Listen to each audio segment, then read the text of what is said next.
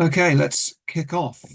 Firstly, thank you and welcome for joining this next exciting installment, an entry into our weekly Wednesday webinar series.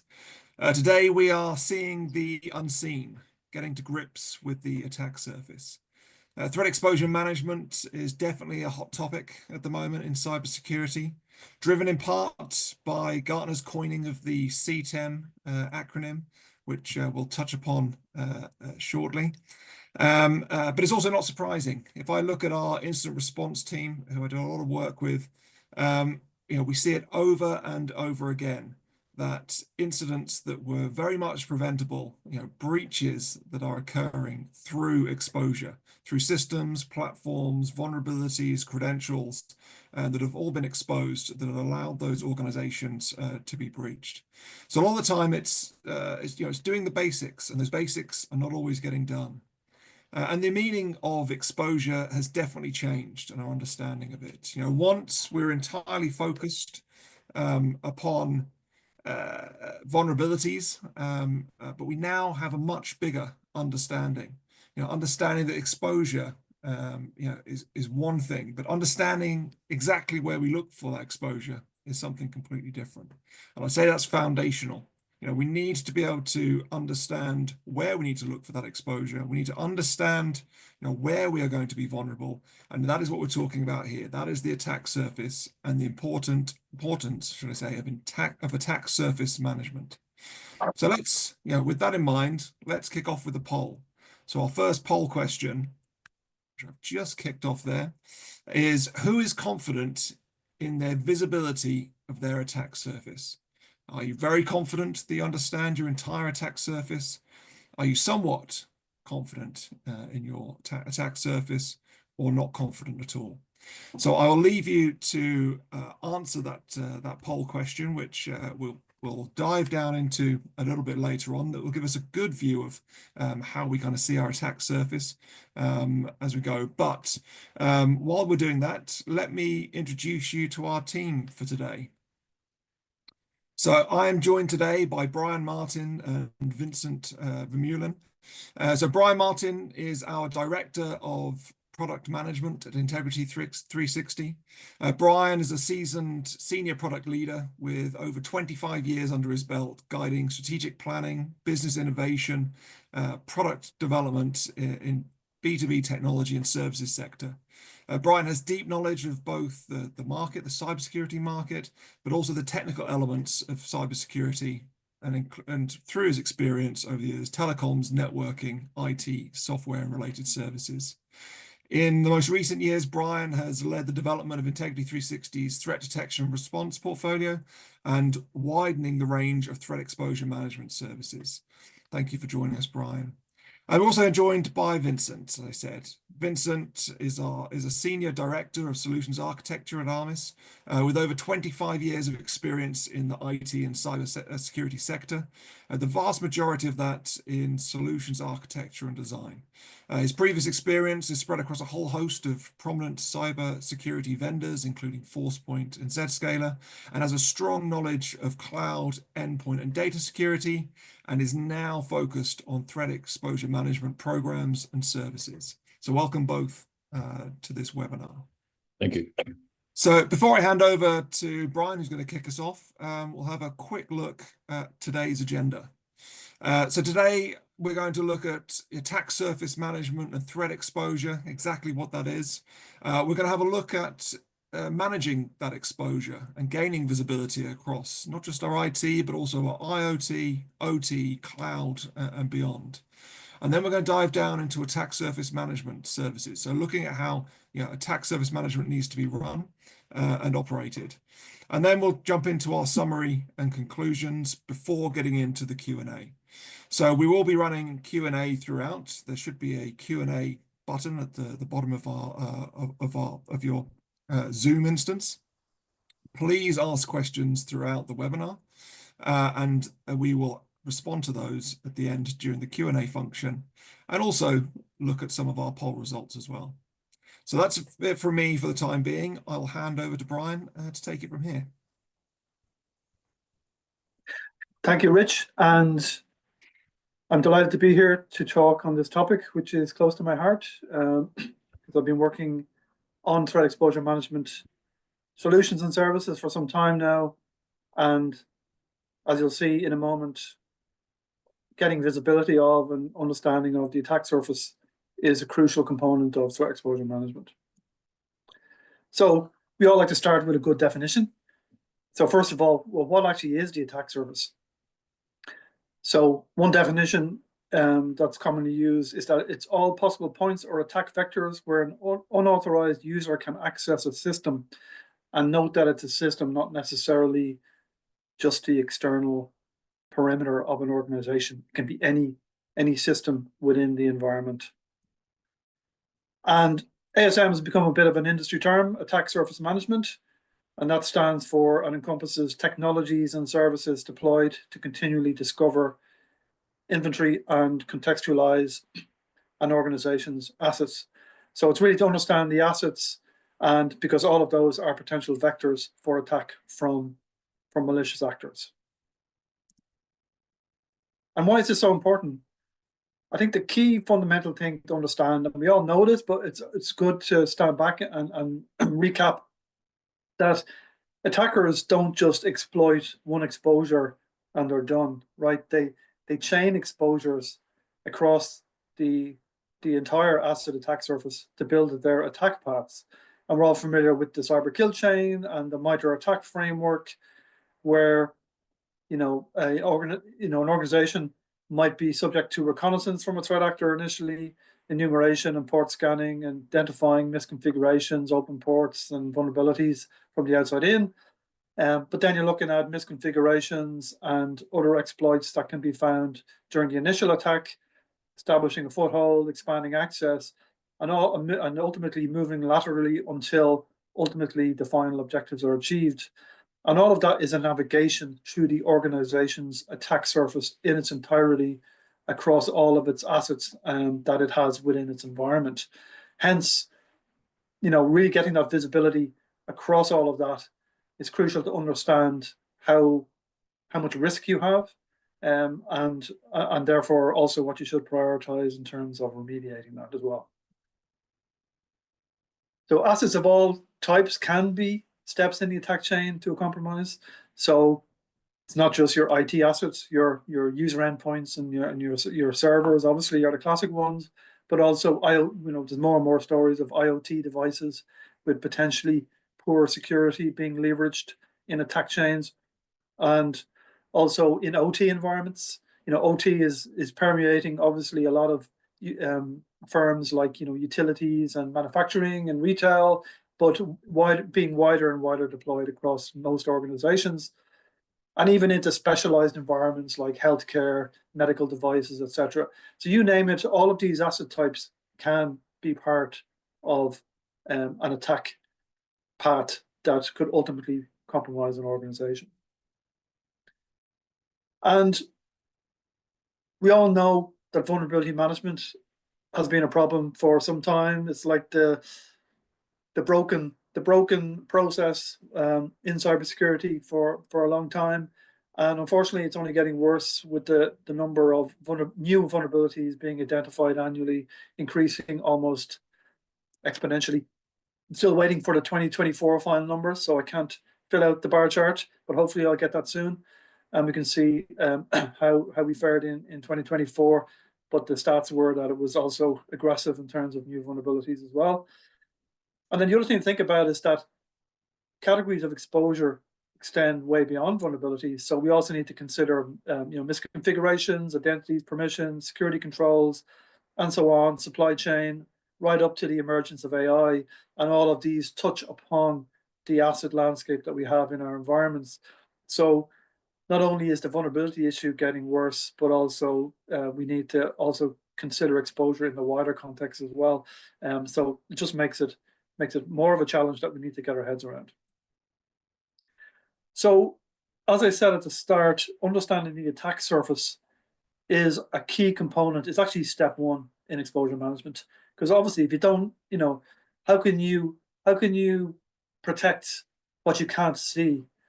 So visibility is key. Understanding the attack surface, what assets you have in your environment, And that has got more difficult in recent years because of the evolution of the enterprise architecture to include on-premise elements, public and private cloud, SaaS applications, um, the workers working from anywhere, accessing applications, data, and resources that can reside anywhere, both on-prem, in your environment, or in the cloud, the evolution of IoT and more predominant use of IoT and OT devices, and obviously your data spread around different environments as well. So getting that, understanding of the attack surface is a key first step in exposure management. And then, you need to detect and prioritize the exposures within that the attack surface, the ones that can be leveraged in those attack paths I talked about earlier, and then prioritize the remediation and the compensating controls, and however, mobilizing the organization to reduce the risk for the critical things that have been uncovered, getting early warning on what exploitable exposures you have in those environments, and proactive identification of the risk before it manifests itself with the emergence of a threat actor within the attack surface. And then you need to, consider mobilizing your remediation, your validation. Look, how many of those exploits are really critical? That they might be good in theory, but actually actually proving that they can be exploited, to aid and assist with the prioritization. Because as we all know, there's generally more exposures uncovered than we can possibly deal with, and we need to have really intelligent prioritization as well. And very often we're getting that information from a whole variety of sources. So how do we, normalize and deduplicate all that information we're getting from lots of different places in order to inform and actually align the organization on the mobilization front? And then when you build that into a continuous process, then you're on the step towards implementing CTEM, continuous threat exposure management program within the organization. So as I said, understanding attack surface visibility being key, but then augmenting that with exposure detection, prioritization, validation, and then mobilizing the remediation and affecting that in a continuous process. And if you don't just take it from us, some of the best research and analysts out there have done a lot of research on this, and estimate that within by the end of next year, that organizations prioritizing their investments, looking at continuous exposure management, will be 3 times less likely to suffer from a breach. So very, very tangible and meaningful risk reduction. So with that, I would like to hand over to my colleague and partner in crime, Vincent Vermeulen from Armis, who's going to talk in a bit more depth around managing exposure across all of these environments. Over to you, Vincent. Great, thank you, Brian. And yes, what I'd like to focus on, if we go to the next slide, number one, I stole a little bit of your slide before, just to expand on it.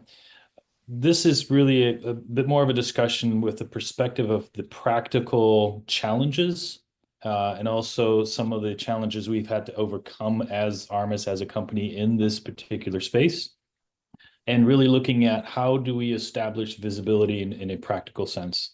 As you mentioned, that circle in the middle, these devices and all the devices connected to an infrastructure, or even assets that are in cloud-based or work from home, all pose a different set of risks to an environment, right? They're all part of an overall exposure or attack surface.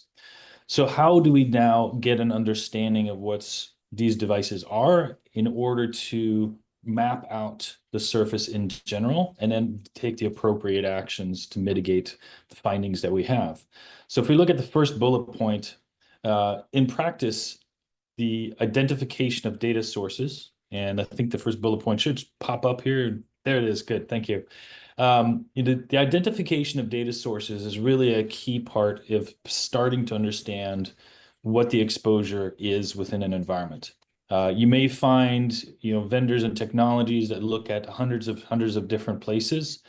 The key part is to understand where your assets are within your environment and where the information about those assets live. So you may very easily get access to, for example, an endpoint protection, an EDR type solution that gives you information about all your managed devices, right? Another simple one is like Active Directory.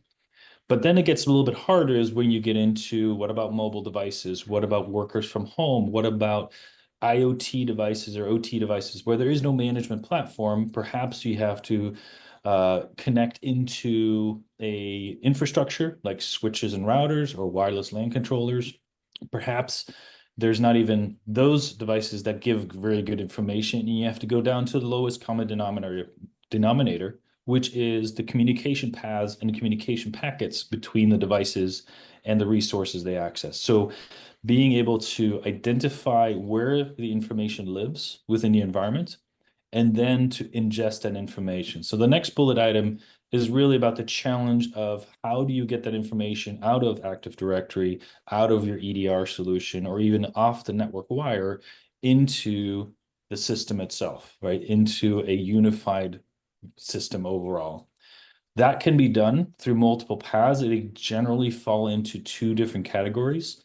And it's what you'll see on the right. So the purple box on the right side, APIs are really a key part to pulling information out of management systems and information that already exists. Then you also look at taps, meaning port mirroring or span ports, anything that can deliver information about the network traffic itself, that has to be brought in as well. The challenge then becomes, and if we look at the third bullet item here, the challenge once you have that is how do we take all those different data sources and normalize and deduplicate the information. You'll find vendors in this space that they are really good at a particular set of devices, whether it be OT or whether it be medical and things like that. And there are often limited information sources about those, that they're pulling from. As you increase those data sources and increase the places you're pulling information, it becomes harder and harder to understand what the connections are between them and how you essentially deduplicate and merge those devices into single records. That's actually an issue that Armis has worked on for the last several years, is to understand those relationships and be able to then create, and this is the fourth bullet, a real-time unified inventory. So why is it important to have it real time? As you probably know, having an inventory and going around with a clipboard or a spreadsheet and trying to aggregate those is quite an undertaking, taking a lot of time and therefore also money. Also, if you're behind and you don't know these new devices that have shown up within the environment, can also create a window of opportunity for someone to come in and exploit vulnerabilities or misconfigurations, as Brian mentioned. So once you have that inventory, once you've brought all these data sets together and you've normalized and duplicated it and create this unified inventory, the next part is to then build on that. So the analysis of what you have and comparing it and cross-referencing the vulnerabilities of those devices is a critical next step. Once you know what you have, now you understand the weaknesses. Now, as you probably are familiar with in the vulnerability space, and as Brian's graphics showed up, there are a lot of different vulnerabilities, and they're only exploding and more. And trying to mitigate every single vulnerability in an environment is really not a feasible goal at this point. So the next part of it is then to understand, okay, I see these vulnerabilities on devices. The next bullet item is really about identifying risk. And the risk is more than just vulnerabilities. It is a combination of exposure, who has access to those devices, but also what are those devices doing within an environment? What are their actions? What are their behaviors? And this is where scanning solutions that traditionally also look for vulnerabilities have a blind spot. You need to understand what it's doing, not just how it responds perhaps to a scan or a port scan or anything like that knocking on the door. You need to understand behaviors. There's an intrinsic capability built into Armis that allows you to identify these risks and vulnerabilities by cross-referencing that into what we call an asset intelligence database. Being able to watch and monitor a device for 30 or 60 days and then declaring that it's normal behavior is not enough. You have to have an understanding of what that device normally does. And that is what we do in Armis, is a built-in knowledge base that allows us to have behavior profiles on a global level. So for example, here's an IP camera of this make and model. We understand what its communication patterns should be, what protocols it should be using, et cetera. That is the baseline we can bring into the environment. So identifying vulnerabilities and risk is about behaviors, but you also have to be able to compare those behaviors to a known good or global knowledge base. Once you're past that, the next item is really around detecting threats within the environment. And that's almost a bonus, but it's obviously a core capability. Once you've established this visibility within an environment and you're monitoring behaviors and even monitoring network traffic, the ability to detect threats, ongoing threats, is a natural byproduct, but also a core offering of the platforms themselves. Being able to see, for example, Bitcoin mining going on, or even a current attack going on themselves. Last but not least, it's time to take action. Now, once you have prioritized these vulnerabilities and identified the risks and detected the threats, being able to take the appropriate actions, which may be mitigating a particular vulnerability, patching a system, perhaps putting some additional firewalls in place, creating isolation, or other types of enforcement methods like taking a device off the network, for example, all need to be prioritized. And that's not a small task. As some of you probably are in this process of doing this, having the playbooks and the runbooks is quite a chore. And this is obviously where a partner like Integrity360 can come in and help not only prioritize, but also take the actions as needed.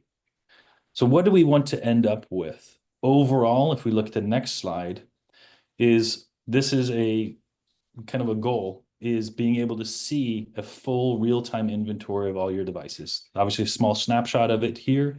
But what I wanted to point out is, number one, is right away for every asset, you have an understanding what its name is, what the category or type of device it is, what data sources that information was gathered from. So you can see Active Directory or CrowdStrike or Qualys or SCCM, all aggregated and unified. And on the left side, right away, understanding what is the risk to this device overall.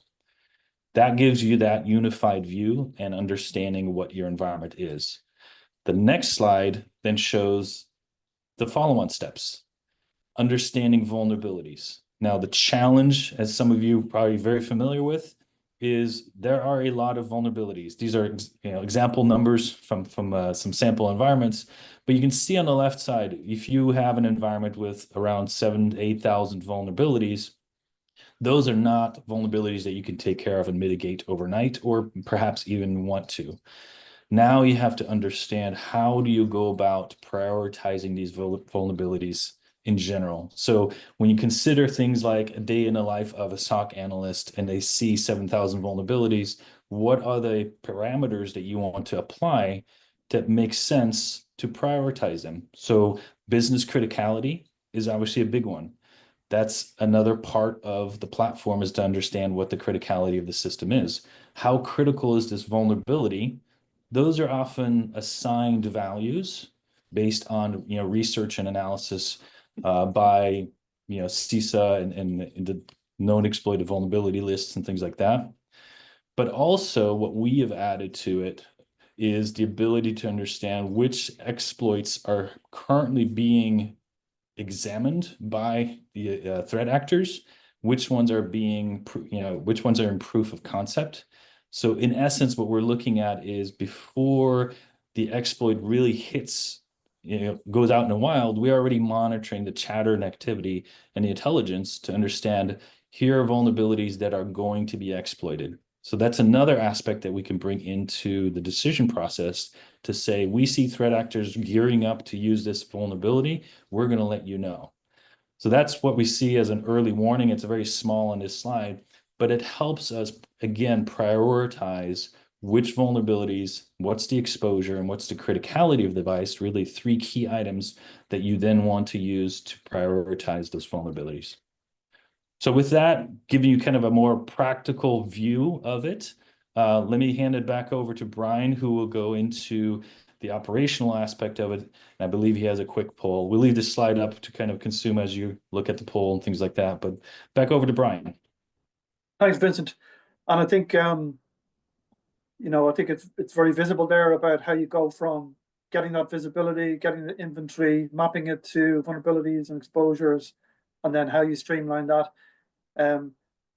What I love as well about it is it even goes further, because obviously the actual mobilization piece, many organizations have different resolver teams that have to fix the various uncovered, prioritized vulnerabilities and exposures. And we can extend further then into integrating with downstream ticketing systems, aggregating common fixes and patches that can resolve en masse quite a few of the things in one fell swoop across the identified assets. So perhaps you can clear a lot of the debt, the technical debt, if you like, and the risk with a single very, very precise ticket down to various teams within the client organization. So I think that's a key thing to also mention, and also track the progress of that on an ongoing basis. So I just want to do a quick poll, because obviously if you're on here, you're probably interested in attack surface management, exposure management, and vulnerability management and risk management. So just want to do a quick poll to see who it's going to launch a quick poll here to see who currently has a vulnerability or risk management program ongoing, don't have one at all, thinking about it, looking for help, have one underway. What is it?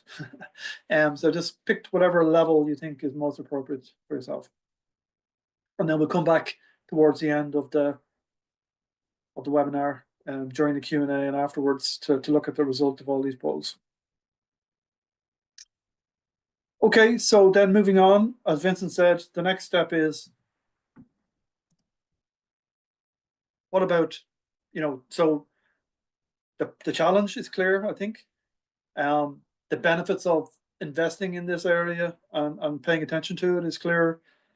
And we can see now that there are solutions out there, very clever solutions that can really provide that visibility and support to manage this in a good way. So so is it just a case of you buy a tool, buy another tool, and off you go? Well, it really depends, because it is true that there are great solutions like Armis out there, and this is not just an issue for attack surface management. It's actually more generally around platforms and tooling around cybersecurity, is that there are still pain points, because how do you still get the buy-in, the cross-functional alignment? Because a lot of the success here is going to be getting that. It's not the security team typically that's fixing the problems. It's IT teams, infrastructure teams, application teams, possibly third-party service providers. But how do you get that cross-functional alignment? How do you get that visibility and lift it up? So you got all the details in there. How do you get that visibility of what you have and where the exposures are? You might think the tool is great, but you're just daunted by you don't have the skills, because we know there's a big security skills gap across the globe in terms of attracting and retaining the talent. And even if you could train up someone to manage this for you, can you afford to depend on a single person who could go? What happens if they get sick or leave or go on holidays? So very often a single person dependency isn't really a viable solution. How do you operationalize the ongoing risk reduction? How do you put a kind of a program around that?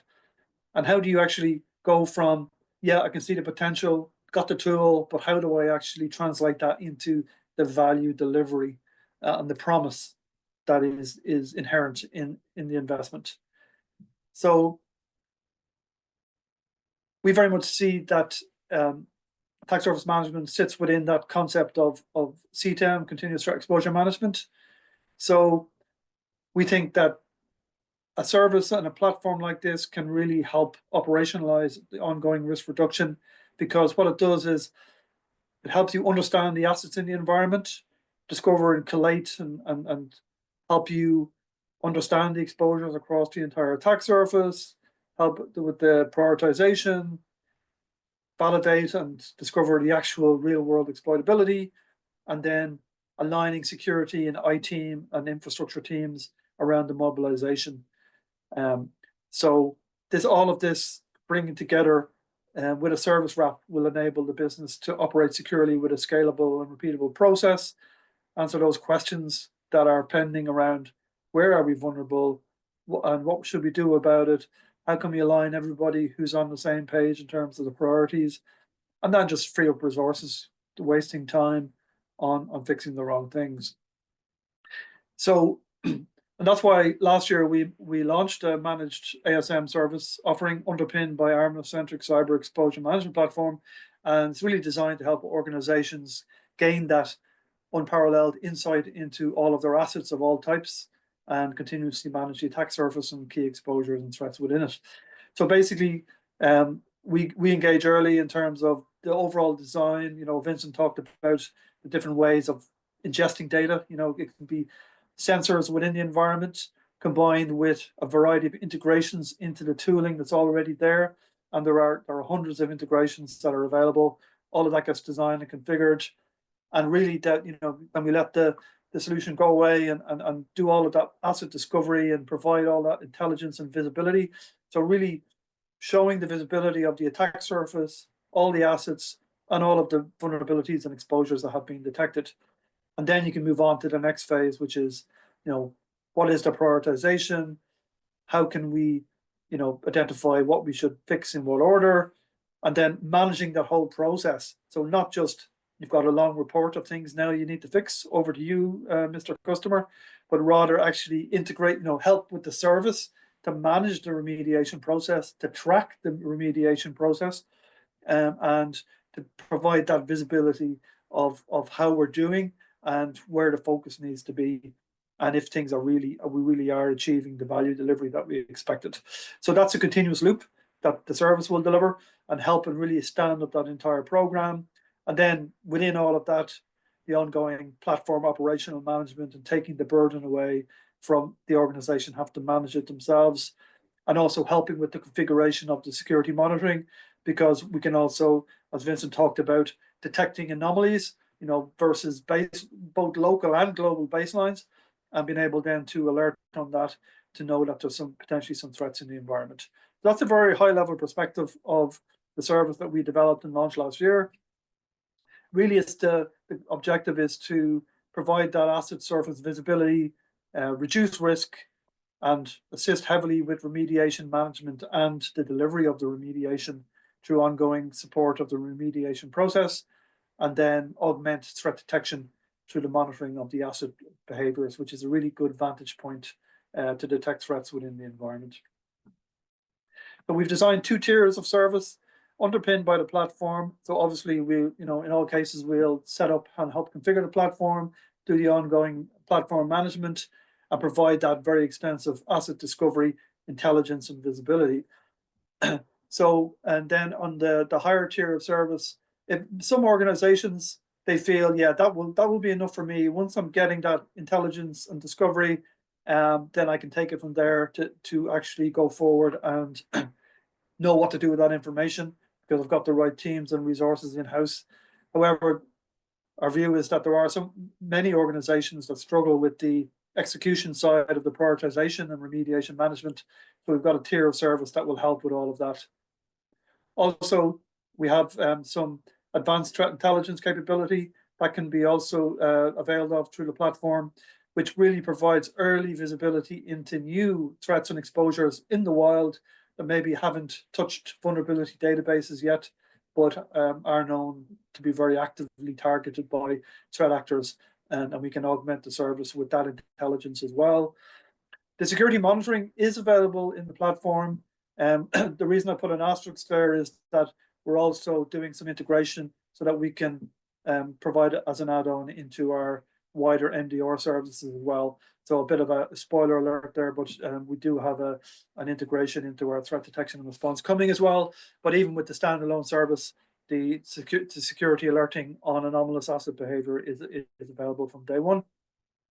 And then the last thing is that some organizations struggle with, having the resources, particularly when you put something like this in place and you get a huge visibility that you never had before. There might be, quite a high level of actually backlog to address. So we have a number of resource augmentation options available. So if a client needs some support and resources to help clear the backlog, or even on an ongoing basis, and we can also help provide some of that. Won't go into great detail, but you can see here that we integrate the Armis Centrix platform via collectors into the customer environment, where it's picking up telemetry from cloud and on-prem environments, and from IoT, OT, and other specialized environments. But also you've got that deep integration, whether it's vulnerability scanners, endpoint tools, application security, and cloud security tooling, all can be integrated to provide that deduplicated, normalized, holistic perspective of the entirety of the attack surface. And then that integrates both back into our own SOC for the ongoing support and management, and then also on the remediation management side, integrating into the downstream ticketing systems for that ongoing remediation support and management as well. So where can you use this? We talk more generally about the asset management and security. Also, if you have more specialized OT and IoT security use cases, maybe you're in a particular industry where there's heavy use of those types of devices, then it can give a particularly good insight into that whole space. And the great thing about it is, because the service and solution spans all these different types of environments, it's never one or the other, right? You have IT environments that use a lot of IoT and some OT, and you got OT environments that often have IT and network infrastructure and other types of devices with segmentation, etc. And so the fact that you can actually cover them all in one fell swoop is really a great strength. Also, the platform and thereby the service coverage will cover also healthcare environments, medical device security being one of the specialities as well that is available. Remediation management, if that's your focus, we can do a lot in the service around just helping with the whole vulnerability prioritization and remediation. And then, as I mentioned, there's an optional service as well around actionable early warning threat intelligence that can be provided via the service as well. But really what this service gives you on top of the solution is rapid deployment and time to value, a helping hand in the asset insight and intelligence, identifying those weaknesses across the attack surface, prioritization, remediation, optimization, and execution efficiency and results, so that you actually get the value out of the investments that you're making. So brilliant. I think that's back to me, just to back to you, Rich. Now, thank you very much, Brian and Vincent, for walking us through seeing the unseen with attack surface management. So really just to summarize and draw the conclusions, I think as Brian talked about at the very start, attackers, they don't just exploit one area, they chain those exposures across the attack surface to be able to reach their conclusion themselves. So it's critical that we understand all of our exposure, all of our attack surface. Assets of all types can be exploited. So as Brian just touched upon there, it's not just your IT assets, although a lot of those are going to be very important from being cloud accessible, etc. But it's also IoT, which is coming to increase, and OT, which is coming under increased attack from threat actors to be exploited, particularly because they can be hugely impactful when attacked and when breached. So a big target there, and also into specialized areas like medical devices that we're able to cover in depth with our partners Armis.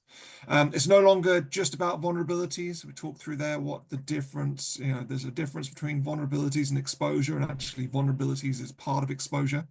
So make sure we're considering all of those, particularly things like misconfiguration, shadow assets, all very important. Great news that organizations that prioritize their investments based on continuous threat exposure management will be 3 times less likely to suffer a breach. As I talked at the very start, a lot of our incident response engagements where we're there in the breach, helping out customers with a breach, is quite often, and actually probably say 9 times out of 10, down to unaddressed exposures that could have so highly preventable. Gaining asset intelligence, you haven't got to do that manually.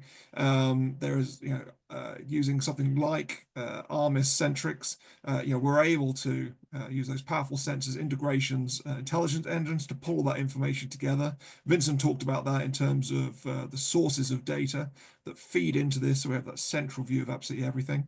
And technology alone is not always a viable option for many organizations. I'd say probably for any, really. We can't ever have just a purely technical solution. There always has to be people and process around that.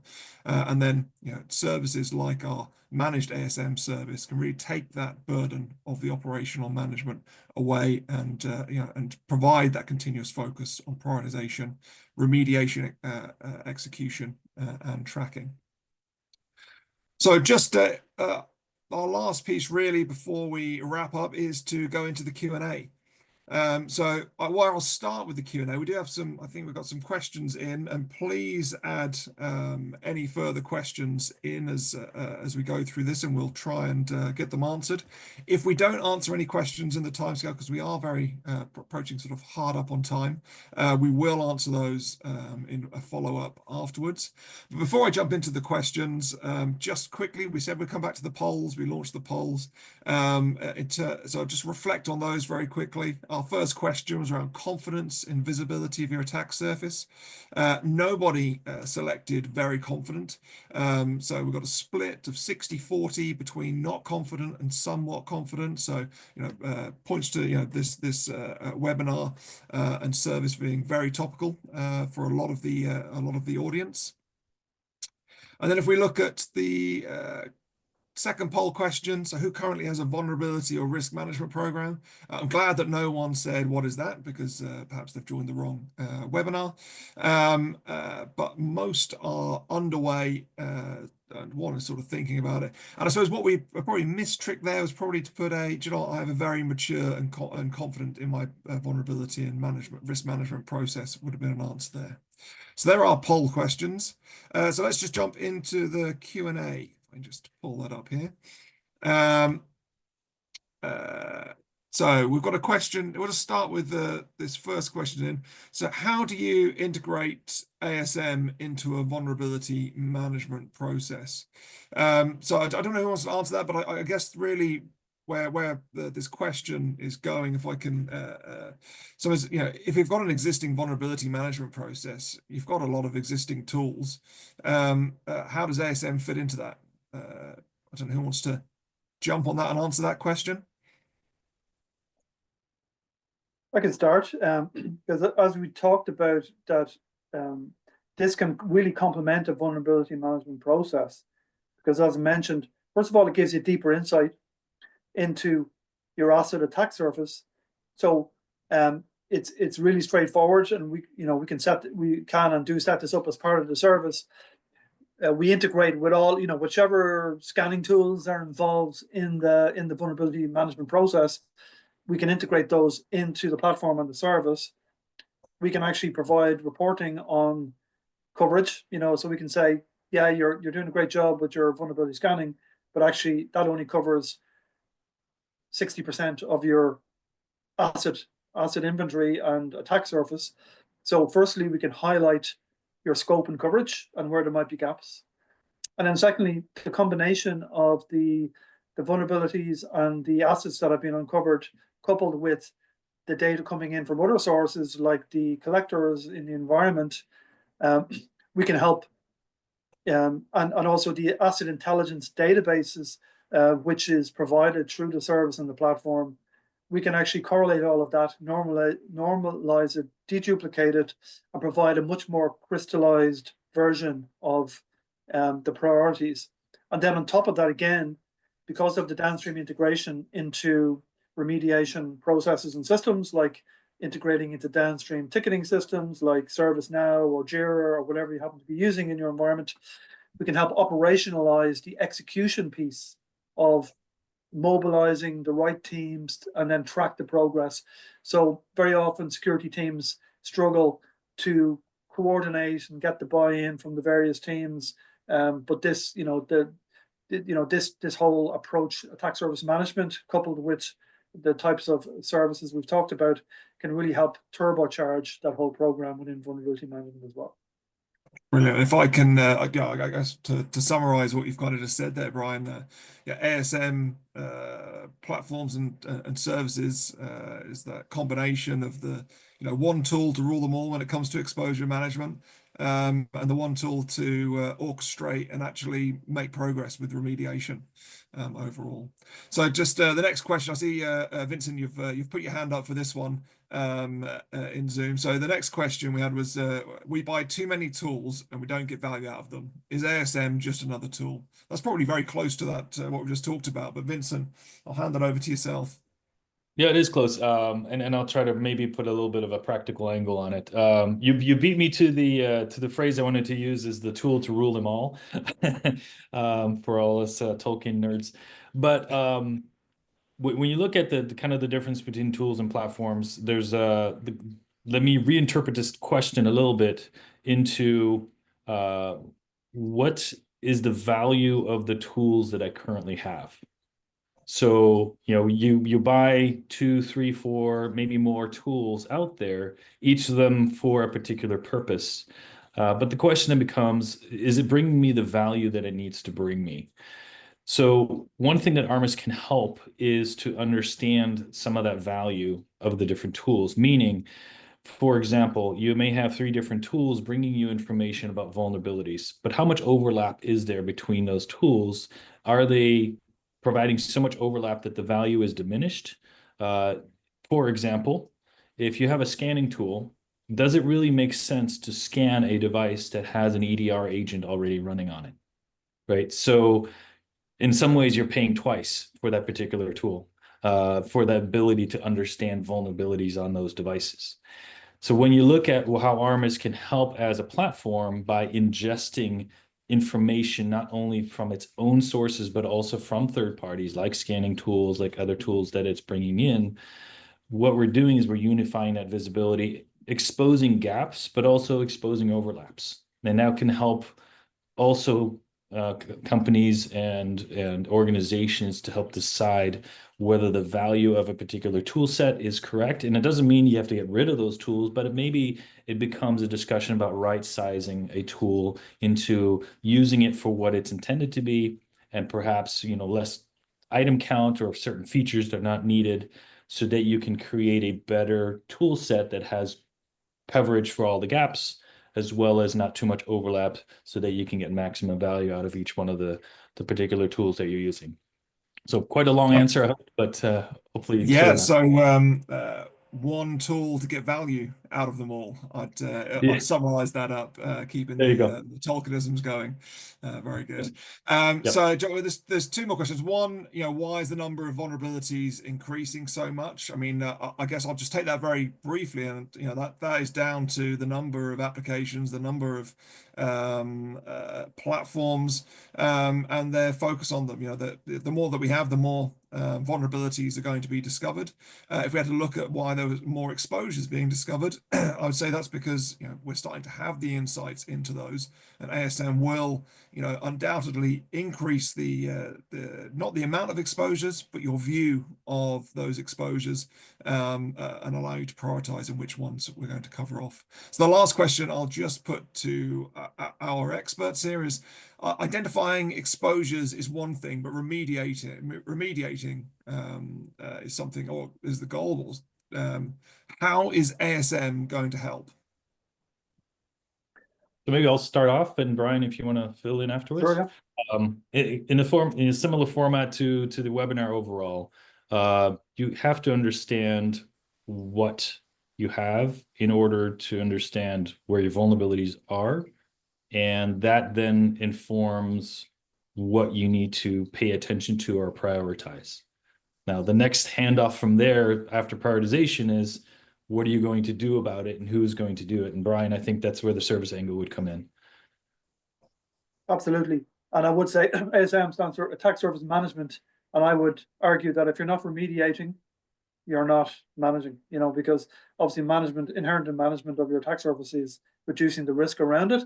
So hence it's why we augmented the technology with a service that not just gives you that kind of intense visibility, but then also provides a mechanism by which you can really mobilize, you know, to focus on the top priorities and do that in a really efficient manner, take away the friction in terms of like integrating into downstream workflows, getting to the right resolver groups and so on and so forth, and really providing bi-directional integration so that you can track your progress against the priorities. So I think all of that, so I think, you know, remediation is inherent in management, and, you know, continuous threat exposure management is really that continuous loop, including the mobilization for remediation in a continuous process. And that's what we aim to deliver with the solution. Excellent. Well, that really wraps things up very nicely with that Q&A. So the last thing I have really to cover off is just to remind everybody on the call that we have our series of Security First conferences that'll be coming up throughout March. If you want to just jump onto the next slide there, please, Brian. That I would encourage you all to attend. We've got the dates for London or QR codes there for London and Dublin, but obviously we'll be running these in Stockholm, Madrid, Milan, and beyond through the course of the year. But we'll be bringing together experts from across the industry to provide their insights and thoughts, and threat exposure management will be one of those areas that are very much touched upon. So please register now for your seat at the conference.